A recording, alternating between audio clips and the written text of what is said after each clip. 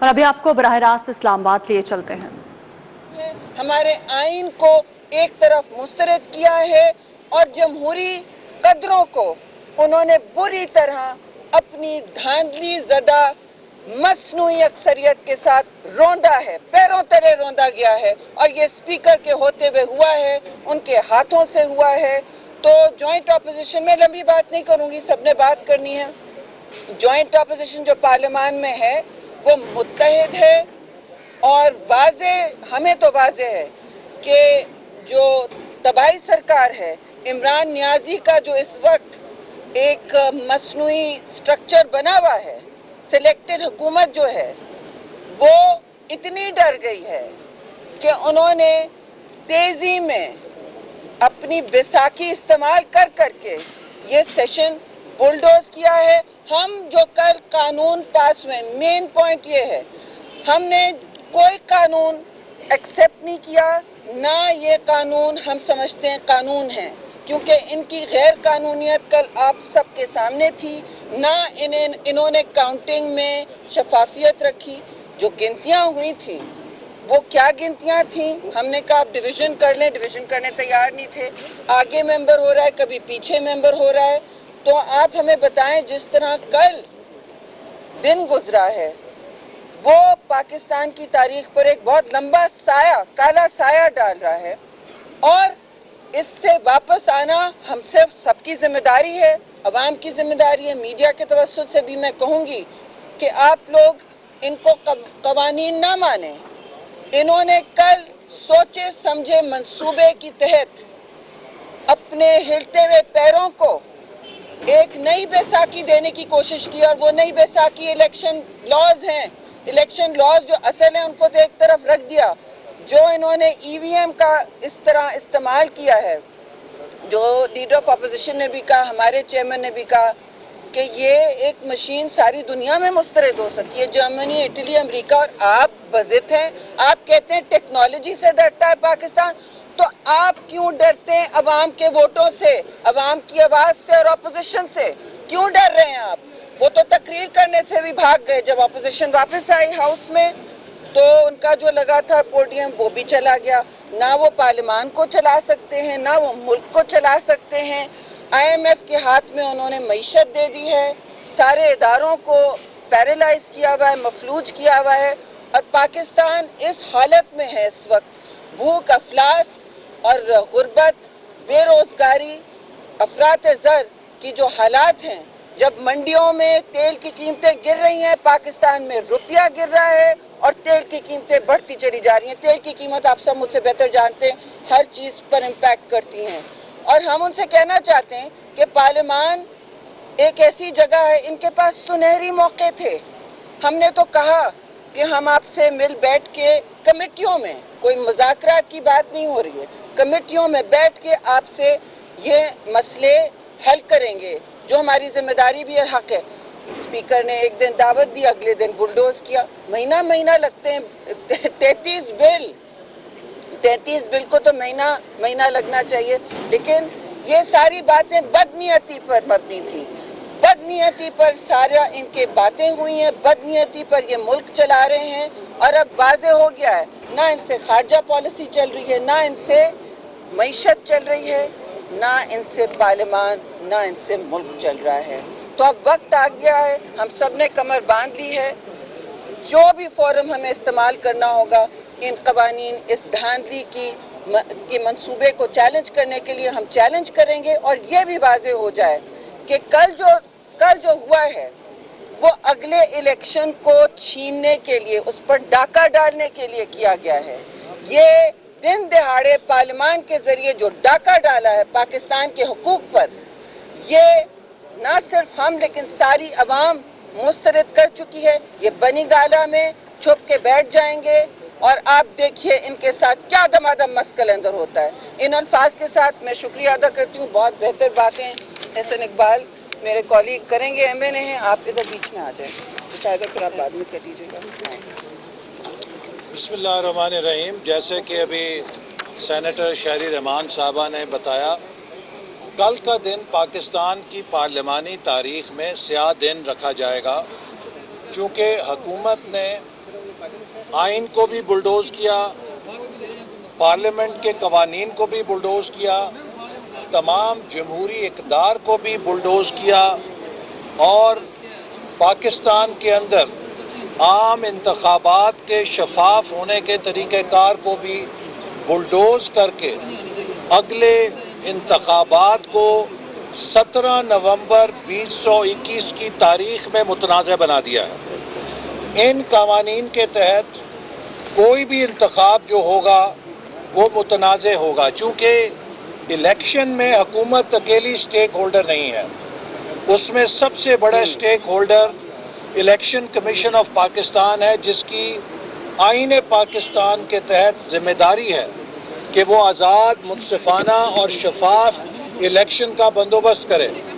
Election commission के तमाम एतराज़ात और तहफ़्फ़ुज़ात को बुलडोज करते हुए हुकूमत ने अपनी मनमानी के साथ अपने पसंद के कवानीन बनाने की कोशिश की है ताकि इलेक्शन की फिनिश लाइन न्यूट्रल ना हो, ताकि इलेक्शन का सारा बंदोबस्त हुकूमत के हाथ में आ जाए। और इस कानून के तहत ऐसी तरामीम हुकूमत ने बनाई हैं कि जिनको करने के लिए 2/3 अक्सरियत पार्लियामेंट के अंदर चाहिए, चूंकि वो आईनी तरमीम का तकाजा करती हैं। हल्का बंदी को आबादी से वोटर रजिस्ट्रेशन पे तब्दील नहीं किया जा सकता जब तक कि आइन को तब्दील ना किया जाए। इसी तरह जो वोटर्स लिस्ट है उसका रजिस्टर इलेक्शन कमीशन के पास आईन पाकिस्तान देता है, उसे नादरा मुंतकिल नहीं किया जा सकता जब तक कि आइन में तरमीम मकसूद ना जाए। और वोटर लिस्ट को नादरा में लाने का मकसद ये है कि हुकूमत अपनी पसंद से जिसको चाहे वोटर लिस्ट में डाले, जिसको चाहे वोटर लिस्ट से निकाल दे, और जिसका चाहे वोट घर से 400 मील दूर भेज दे।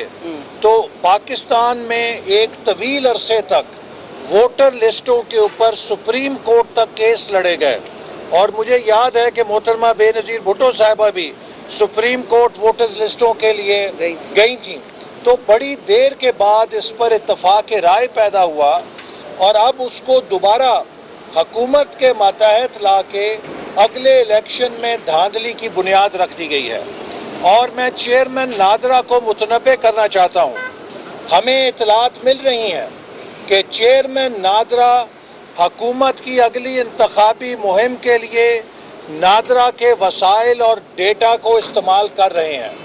नादरा एक कौमी इदारा है और चेयरमैन नादरा को एक गैर जानिबदार अंदाज में अपने फ़राइज़ सरअंजाम देने चाहिए। अगर वो किसी भी लिहाज से मुर्तकब पाए गए कि उन्होंने नेशनल डेटाबेस का डेटा हुकूमत को इलेक्शन में धांधली के लिए इस्तेमाल करने के लिए दिया है, तो वो आइन से गद्दारी के मुर्तकब होंगे। तो इसी तरह इस इंतखाबी पैकेज में जो इलेक्ट्रॉनिक वोटिंग मशीन बताई गई है कि वो हमारी धांधली को कंट्रोल करेगी, दरअसल वो इलेक्ट्रॉनिक धांधली का नुस्खा है। और हमारे हुकूमत के वजीर कहते हैं कि हम टेक्नोलॉजी लाना चाहते हैं। आप मुझे बताइए कि क्या जर्मनी टेक्नोलॉजी का दुनिया में बादशाह है या फकीर है? हम तो अभी टेक्नोलॉजी के फकीर हैं। जर्मनी टेक्नोलॉजी का बादशाह है, लेकिन जर्मनी की सुप्रीम कोर्ट ने कहा कि इलेक्ट्रॉनिक वोटिंग मशीन के तहत लोगों के वोटों को खुफिया नहीं रखा जा सकता और ये उनके बुनियादी हक पे डाका है। लिहाजा इलेक्ट्रॉनिक वोटिंग मशीन का इस्तेमाल गैर आईनी है जर्मनी के अंदर। इसी तरह बेशुमार और ममालिक जो टेक्नोलॉजी में हमसे 1000 गुना आगे हैं, उन्होंने ईवीएम को डिस्कार्ड कर दिया है ये कहकर के इसके जरिए टेम्परिंग हो सकती है। इसके जरिए अगर ऑनलाइन ये मशीन ना भी हो, अगर ये मशीन ऑनलाइन नहीं है, तो इसको आप टेम्पर कर सकते हैं, इसके सॉफ्टवेयर को टेम्पर कर सकते हैं। और ये किसकी कस्टडी में होगी?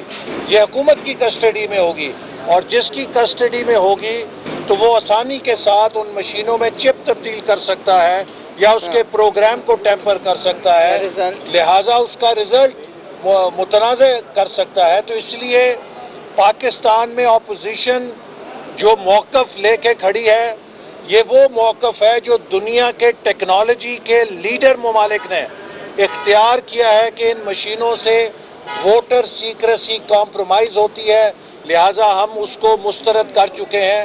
اور یہ حکومت جتنی اس کے اوپر کمر بستہ ہے، اس سے یہ لگتا ہے کہ اس جن کی جان ای وی ایم کے اندر ہے کہ اگر ای وی ایم نہیں آئی تو ان کا الیکشن یہ ہار جائیں گے اور دھاندلی کا منصوبہ ناکام ہو جائے گا۔ تو لہٰذا میں یہ بات دہرانا چاہتا ہوں کہ ہمارے پاس 2/3 اکثریت تھی، ہم چاہتے تو یک طرفہ طور پہ انتخابی قوانین تبدیل کرتے، لیکن ہم نے سب جماعتوں کو بشمول P T I, Peoples Party اور دیگر جماعتیں انہیں لے کر قومی اتفاق رائے سے 2017 میں الیکشن کے ریفارمز کا بل منظور کیا اور وہی لیجسلیٹ کیا جس پر سب کا اتفاق تھا، اور ان چیزوں کو مسترد کیا جس پر اتفاق رائے نہیں تھا، چونکہ ہم نہیں چاہتے تھے کوئی یہ الزام لگائے کہ حکومت اپنے فائدے کے لیے الیکشن قوانین کو بدل رہی ہے۔ اس حکومت نے الیکشن کمیشن کو بلڈوز کیا، سینٹ کو بلڈوز کیا، اپوزیشن کے اعتراضات کو بلڈوز کیا، اور یک طرفہ جو قانون پاس کیا ہے۔ میں یہ بات واضح کرنا چاہتا ہوں کہ الیکشن کا کوئی قانون جس پر تمام سٹیک ہولڈرز کا اتفاق نہیں ہوگا، اس کے تحت الیکشن منظور نہیں ہوں گے۔ الیکشن صرف انہی قوانین کے تحت ہو سکتا ہے جس پر تمام فریقین کا اتفاق رائے ہے، اور ہم یہ بات الیکشن کمیشن کو بھی جا کر بتائیں گے کہ اگر الیکشن کمیشن نے کوئی حکومت کے دباؤ میں اقدام اٹھایا تو وہ صاف اور شفاف الیکشن کی روح کے منافی ہوگا۔ اور ہم نے متعدد تجاویز دیں، سینٹ کے اندر دیں، قومی اسمبلی کے اندر دیں، حکومت نے سب کو مسترد کیا، حتیٰ یہ کہ اپنے اسپیکر کی اصلیت بھی بتا دی کہ اسپیکر کو اپوزیشن کو دھوکہ دینے کے لیے استعمال کیا، کہا کہ ہم یہ جوائنٹ سیشن واپس لے رہے ہیں، اسپیکر صاحب سب کو بلا کے اتفاق رائے کریں گے۔ اور جب ٹیلی فونوں کی جمہوریت سے انہوں نے اپنے حلیفوں کو اکٹھا کر لیا تو اسپیکر کو ٹیشو پیپر کی طرح پھینکا اور جوائنٹ سیشن بلا کے اس میں قوانین بلڈوز کرا لیے۔ دوسری اہم بات، کلبھوشن یادیو کو این آر او دیا گیا ہے ایک ایسے موقع پر جب کشمیر کے اندر بھارت نے ظلم کا بازار گرم کر رکھا ہے۔ آپ مجھے بتائیے، میڈیا پہ میں اس کشمیر کی بیٹی کو کیا جواب دوں جس کی آہو فغاں پاکستانی میڈیا دکھا رہا ہے، جس کے بھائی کو ٹارگٹ کلنگ کے ذریعے سیکیورٹی فورسز نے مارا ہے، اور وہ کشمیر کی بیٹی دعائیاں دے رہی ہے، وہ چیخ رہی ہے، اور ہم پاکستان کی پارلیمنٹ سے بھارت کے جاسوس کو این آر او دے رہے ہیں۔ یہ شرمناک بات ہے ہمارے ملک کے لیے، اور پارلیمنٹ کے چہرے پہ اسپیکر کی موجودگی میں کالا دھبا لگا ہے، ہم اسے مسترد کرتے ہیں۔ اور میں یہ بات بھی کہنا چاہتا ہوں، یہ آپ دیکھیے اٹارنی جنرل صاحب کہہ رہے ہیں کہ ہم نے انٹرنیشنل کورٹ آف جسٹس کے قانون کے تحت کیا ہے۔ آپ دیکھیے انٹرنیشنل کورٹ آف جسٹس نے کیا کہا ہے، جو حکومت کے بل کی statement of objects and reasons میں لکھا ہے، Pakistan is under an obligation to provide by means of its own choosing, effective review and reconsideration of the conviction and sentence of Mr. Yadav, so as to ensure that full weight is given to the effect of the violation of the rights set forth in article such and such. وہ یہ کہہ رہے ہیں کہ پاکستان خود فیصلہ کرے گا کہ کلبھوشن یادیو کو اپیل کا حق کیسے دینا ہے۔ ہم نے انٹرنیشنل کورٹ آف جسٹس میں یہ موقف لیا تھا کہ ہماری ملٹری کورٹس کے خلاف فیصلے کے अपील करने के लिए किसी कानून की ज़रूरत नहीं, चूँकि पेशावर हाई कोर्ट में बहुत से मिलिट्री कोर्ट्स के फैसलों के खिलाफ अपीलें हुई और सजाए मौत के फैसले ख़त्म किए गए। तो लिहाजा पाकिस्तान का जो मुरवजा कानून है उसके तहत मिलिट्री कोर्ट के फैसले के खिलाफ अपील की जा सकती है और इसकी मिसाल पेशावर हाई कोर्ट में मौजूद है। तो मुझे फिर बताएं कि आईसीजे तो कह रही है कि आप सिर्फ ये यकीनी बनाएं कि कुलभूषण यादव को फैसले के खिलाफ अपील करने का हक मौजूद हो, उसके पास हक दिया जाए। तो वो हक तो पहले से था, फिर ये कानून बनाने की क्या जरूरत थी, सवाए इसके कि आप भारत को खुश करना चाहते हैं, सवाए इसके कि आप पता नहीं बैनुल अक़वामी सतह पे किसको खुश करना चाहते हैं और पाकिस्तान की गैरत और इज्जत का जनाजा निकाल के खुश करना चाहते हैं। हम इसकी मज़म्मत करते हैं। और आखिरी बात, स्टेट बैंक ऑफ पाकिस्तान की खुद मुख्तारी को दाव पे लगा दिया गया है, वो बिल आने वाला और उसके लिए तैयारी की जा रही है। और हम फिर ये बात इसको दोहराते हैं कि ये हुकूमत IMF के सामने घुटने टेक चुकी है और इसी तरह ये बुलडोज करना चाहती है स्टेट बैंक के कानून को भी, और स्टेट बैंक के कवानीन को तब्दील करके पाकिस्तान की मुआशी खुद मुख्तारी को ये गिरवी रखना चाहते हैं। इस हुकूमत ने पाकिस्तान बराए फरोख्त का लेबल मुल्क के ऊपर चस्पा कर दिया है।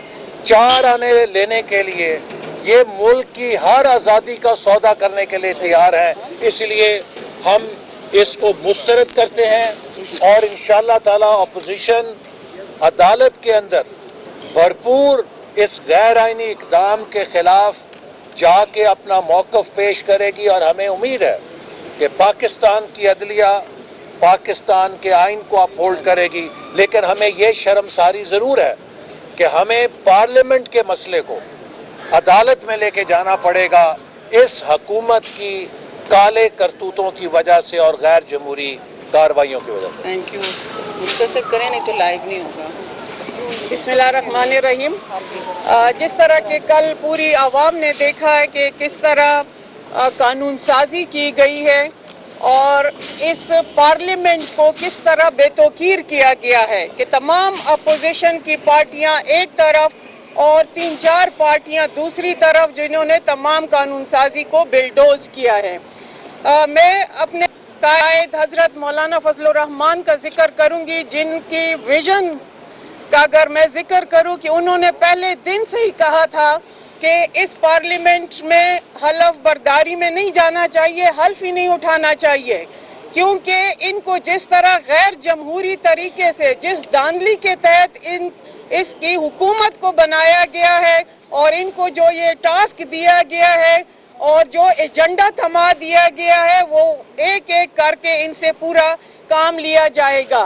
लेकिन अब जब जमहूरी तमाम पार्टियां चूंकि सियासत की हसासियत को जानती हैं, सियासत के मंशूर लेके आई हैं, सियासी मंशूर से इस पार्लियामेंट में आई हैं, हमने फिर भी इनको मौका दिया और यहाँ पे तमाम कानून साजी में शरीक हुए। लेकिन जिस तरह इस्लामी कवानीन का जो कि यहाँ पे ये लोग लेके आ गए हैं और आर्टिकल 227 की खिलाफ वर्जी की गई है और स्पीकर का ये कहना कि ये हम कानून और आईन और रूल के मुताबिक चल रहे हैं, वो इस आर्टिकल की बिल्कुल वायलेशन कर रहे थे। और जो 3-4 कवानीन जो कि फैमिली लॉज है, जो कि जिनसी हरासमेंट के हवाले से था, ज्यादती के हवाले से, और जो कॉर्पोरल पनिशमेंट, जो भी 2-3-4 कवानीन ऐसे हैं कि जिस पे इस्लामी नजरियाती कौंसल ने शदीद खदशात का और उस पे अपनी रिपोर्ट पेश की है। इस्लामाबाद में ऑपोजिशन रहनुमा मीडिया से गुफ्तगू कर रहे थे। उन्होंने कहा कि पार्लियामान में ऑपोजिशन की तमाम जमातें मुत्तहिद है। गुज़श्ता रोज हुकूमत ने खुलेआम धांधली की, पार्लियामान और आवाम को बेतुकीर किया गया।